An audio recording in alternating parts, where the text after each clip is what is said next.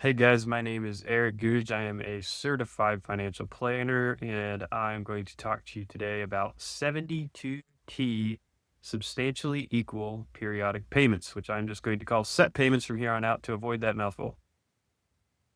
Set payments are a way to avoid the 10% penalty that applies to IRA and 401k balances before the age of 59 and a half. If you want to access those balances before that age, the 72T is a way to do that. You can do this with a single IRA account or 401k account. You can do it for a couple IRA accounts. You do not have to do them for all your accounts. You can designate one or more accounts for this purpose. But it is important that once you have designated that account, you do not continue to make contributions to that account or do rollovers to or from or conversions to or from this account. You really want to leave this account alone once you've designated it for the set payments. There are a couple of rules. Number one, if you elect to start taking set payments, to access your funds early, you need to continue doing so for the longer of 5 years until age 59 and a half. So, two quick examples. If you're 50, you need to do this until you're at least 59 and a half. If you're 57, you need to do this for 5 years at least.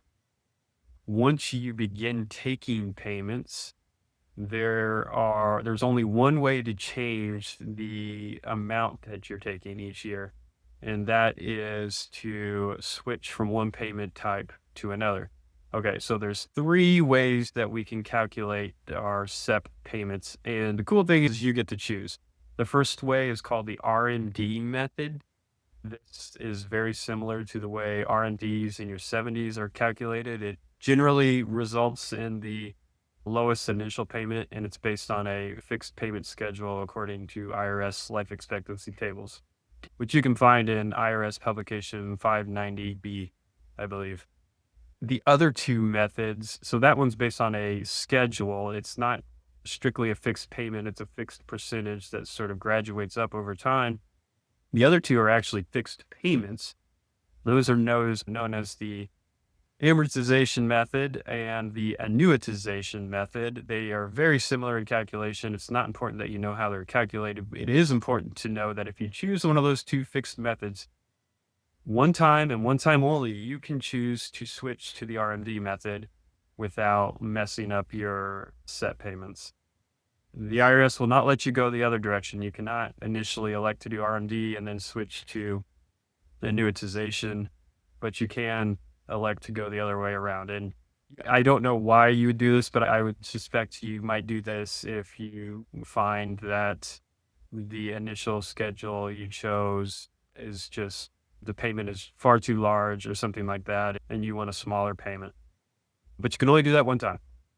So you need to take this distribution every year, and you cannot make contributions to the IRA or 401k once these payments have begun. This also applies to conversions. You don't want to be converting funds to or from the accounts or rolling over funds to or from the account. That is a good way to end up breaking the rules, which if that happens, you will end up with retroactive 10% penalties plus accrued interest on those penalties. Nevertheless, 72T set payments are a way to access funds early in retirement if you've done a great job putting yourself in position and you want to enjoy an early retirement. This is a tool available to you to access those funds. You just want to be very sure that you are willing and able to make those distributions every year for the 5 or so years that you need to make them to avoid incurring penalties plus interest. I hope you found this useful. Again, my name is Eric Googe. Thank you for watching.